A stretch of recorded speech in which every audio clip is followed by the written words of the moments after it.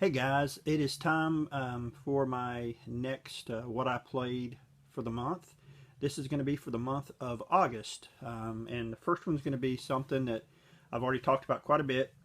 That is Skylanders Spyro's Adventure. I actually finished it in August, and that leads to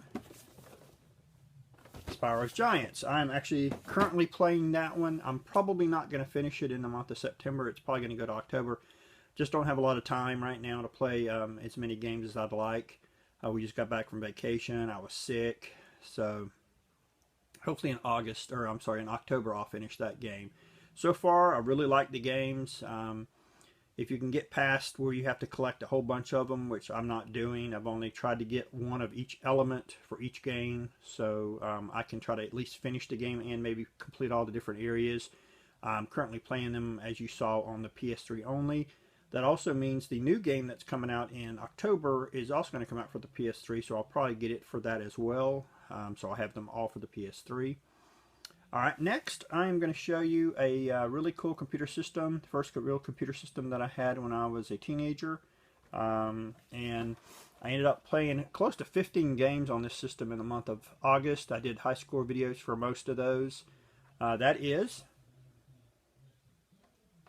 the Texas Instruments TI-99-4A. If you'd like to see some of those videos, just check out my channel for high score and you'll see some of the Texas Instrument games. Now I'm going to show you some of the games that I played on this system. It's an absolutely great system. Some of the games are really fun. There's even a few homebrew games that I've played as well that are absolutely fabulous. I mean, some really great games. First up is probably one of my favorite arcade games of all time. That is Frogger, and this is a really good version of Frogger for the TI-99. I can definitely see myself coming back to this one to play it a few more times to try to get some more high score videos for it. And here we have a game called Car Wars. It's kind of a PacMan survival game. It's basically where you're in control of this little race car, and you have to basically drive over all the dots and see how many you can collect before you collide with the other race car. I don't know if it's a two-player game or not. I think it might be. It's not a bad game. I actually kind of enjoyed playing this one. Next is probably one of the most unique games I've seen on any computer system from the 8-bit era. This is Alpiner.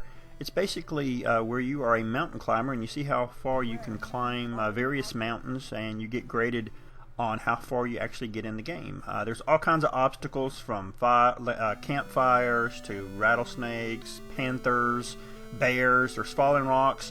The other really cool thing about this game is it actually, if you have a speech adapter for it, it actually talks. That's another really cool thing about the game, and I enjoy this one quite a bit. Next is a PacMan clone called Muncher. Instead of eating dots, you're actually leaving a path in the mazes, and the little power pills are actually looks like Texas icons for Texas Instruments. Again, not a bad game, and I don't know, I kind of enjoy playing this one as well, and I'll probably play this one again to see how high I can get as far as a high score for highscore.com.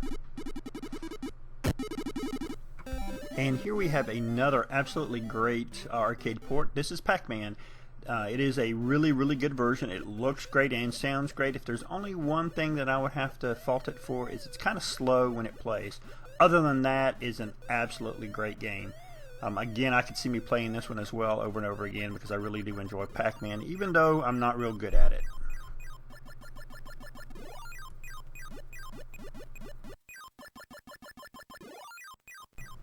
Never been a really big Kubrick fan, but since I've played the TI-99 version, I've actually kind of enjoyed it.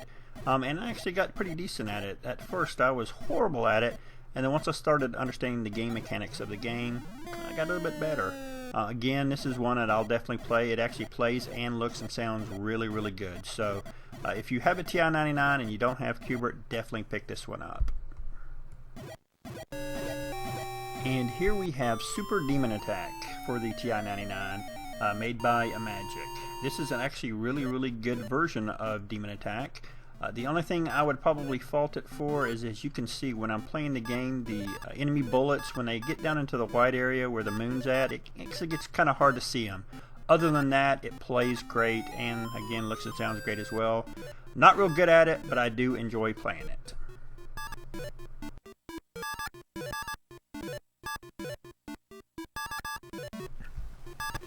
And here we have Space Invaders. I hear from some people on YouTube, this is probably one of the best home console ports of Space Invaders for any computer system. And I probably have to agree, this is a really, really good version. It plays kind of fast, and that's good. It's actually pretty fun. Again, not good at it, but I do enjoy playing it as well.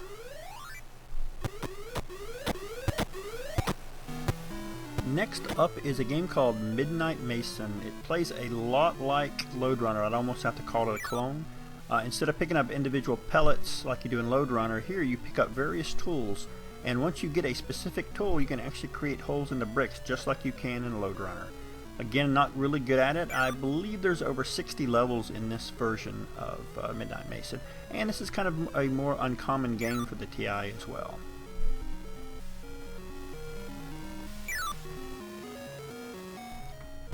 Next up is Moon Mine, a really strange game. Basically, you travel through various levels. It looks like when you destroy so many of the enemies that you travel to the next level.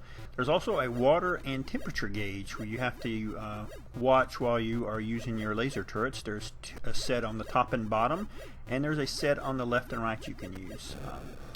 Also, I'm not real sure how to play the game. I kind of winged it when I played it last, but I did pretty decent in it. I don't know if I'd come back to it or not. Not sure it's one of my favorites, but it's not a bad game.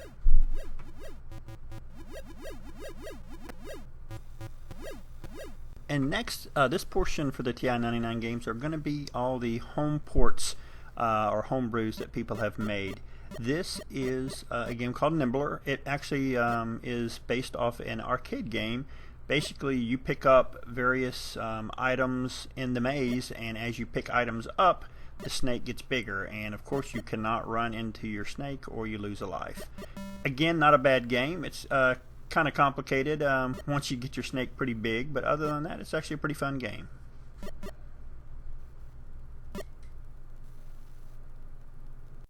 And next up is TI Scramble. It is again based off the arcade game Scramble. It is actually a really, really good port of this game. It plays and looks great. Again, I'm not real good at it, but I do enjoy playing this one. I can definitely see myself coming back to play this game again because I actually love horizontal shooters like this.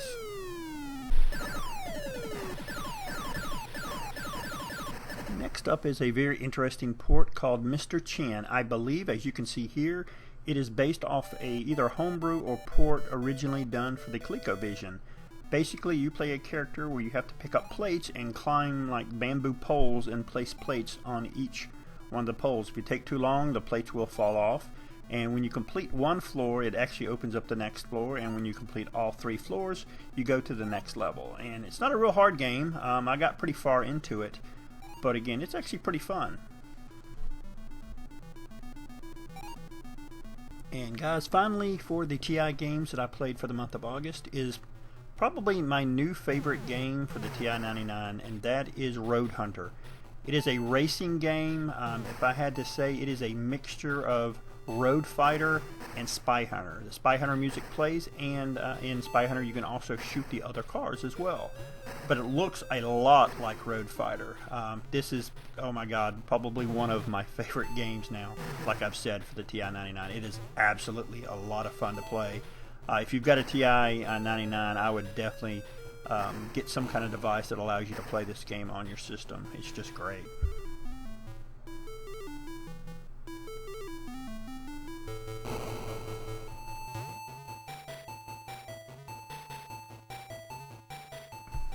Next up, guys, is an old favorite of mine for the PC. It came out in the early to mid 90s. It is Dungeon Hack. It is basically a dungeon crawl game. It's random dungeons. You basically create a character and run through the dungeons to see if you can get to the end. There is an end. There's a end boss you have to fight, and I gotta say it's definitely one of my favorite games of all time. I absolutely love this game. I play it at least a few times a year, and in the month of August I played it maybe 4 or 5 times. Never got real far into it, but I will probably come back to it at some point again. Back when the game came out, I actually did complete the game. I think I chose small dungeon, which was like 18 levels.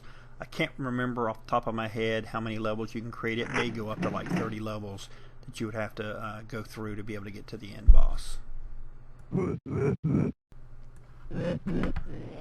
One final note, if the game does kind of look familiar, that is because it's based off the Eye of the Beholder game engine, and it also uses the Advanced Dungeons and Dragons 2nd edition rules. So guys, if you could find this game, if you can even emulate it with DOSBox, definitely do it. If you're a big hack and slash or dungeon hack fan, you'll definitely enjoy it.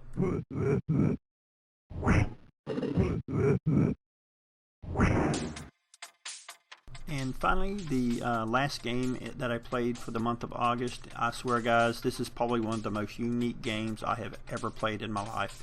I absolutely love roguelike games, and this is definitely a roguelike game with one little hitch. It is also a rhythm game. You actually have to move your character in the rhythm with the music. It adds just so many unique things to this game. On top of that, you can actually, I've seen, I think it's Far From Subtle does gameplays of this, and they actually had a gamepad that they hooked up, or a dance pad that they hooked up, and you can actually use a dance pad like Dance Dance Revolution to this game, which is pretty damn unique if you ask me. And this game is called Crypt of the Necro Dancer. And did I mention the actual shopkeeper sings opera music when you're actually in his shop at various points in the game. It's actually really, really cool.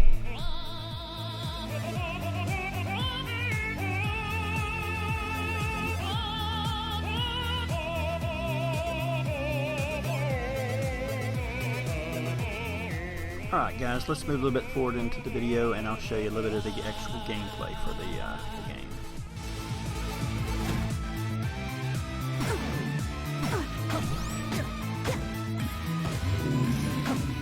And each level has a basically in-level boss that you have to beat to be able to progress to the next level. And you can see I died here, but once you beat the boss, it opens up a stairs to actually go down to the next level.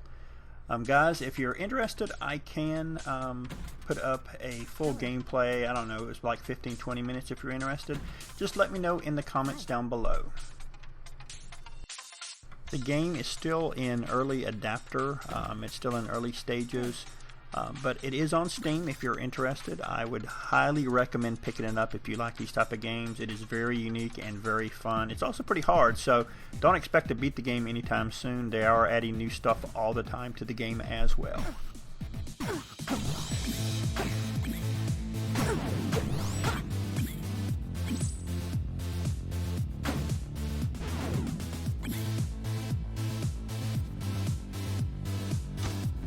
Alright guys, I hope you enjoyed that. That was what I played in the month of August. I'll be doing one probably sometime in mid-October for the month of September. And one small note, this week on Thursday, my 350 subscriber contest ends.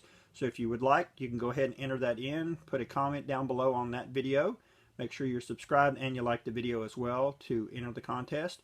And if you'd like to get 3 entries, do a video response to that video, and I'll give you 3. Thanks again, guys.